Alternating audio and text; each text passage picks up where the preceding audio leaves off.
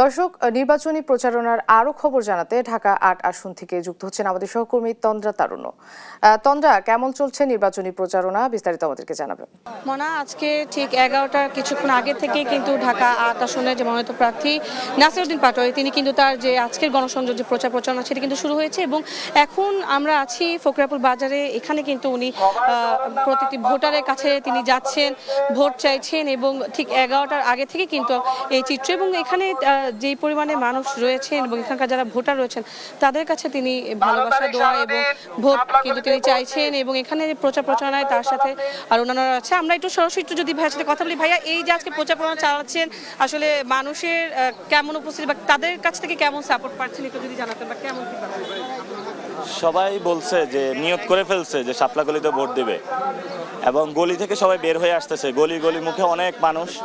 তারা বলতেছে যে ইনশাল্লাহ আমরা নিয়ত করেছি শাপলা গলিতে ভোট দিব এবং তারা এটাও বলেছে যে আমরা ভোট দিব, ওইখানে দাঁড়িয়ে থাকবো যে আমাদের ভোট কাউন্ট হওয়া পর্যন্ত।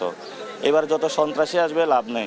এক মহিলা এসে বলে যে আপনারা কিন্তু ভোট কেন্দ্র রক্ষা করবেন না। আমি বলছি যে ভোট কেন্দ্র যদি দখল করতে আসে বলে গুলি করে দেবেন আপনারা। আমি বলছি আমাদের কাছে তো গুলি নাই। বলতেছে সমস্যা নাই, আমি যাব ভোট কেন্দ্র হলো যাতে কেউ দখল করতে না আসে। মানুষের মধ্যে এমন উৎসাহ উদ্দীপনা।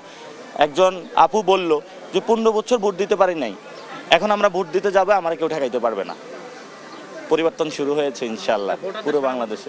এই যে জনগণের যে সমর্থন পাচ্ছেন এবং আপনার যেহেতু একজন হেভিওয়েট একজন অপোনেন্ট আছে, সেক্ষেত্রে এই সমর্থনটা আসলে আপনাকে কতটুকু আসলে উদ্দীপনা দিচ্ছে? কোন দিকে হেভিওয়েট, কালো অধ্যায় নাকি সাদা অধ্যায়? কালো অধ্যায় বেশি হেভিওয়েট। আমরা হলাম ফ্রেশ লোক, আমরা 2 নম্বরে কোনো কিছু করি না। সাড়া পাচ্ছি, জনগণকে রেসপন্সিবিলিটির উপরে বেশি আরো বৃদ্ধি হচ্ছে, কারণ মানুষের এখানে অনেকগুলো প্রবলেম। এই যে রাস্তায় কথা বলতেছি, এই রাস্তাটা হাঁটু পরিমাণ পানি হয় বৃষ্টি হলে। মন্ত্রী এমপি সবই তো ছিল, কোনোটা বাদ নাই, মেয়রও ছিল, কিছু উন্নয়ন করে নাই। বাতের নিচে অন্ধকার, শাহজাহানপুরের অবস্থা খারাপ। তো কই যাব আমরা, কার কাছে বিচার দিব? জনগণ কার কাছে যাবে? তাহলে কি মনে হচ্ছে যে জনগণ আসলে এই পরিবর্তনের সাথে তারাও একসাথে হচ্ছে?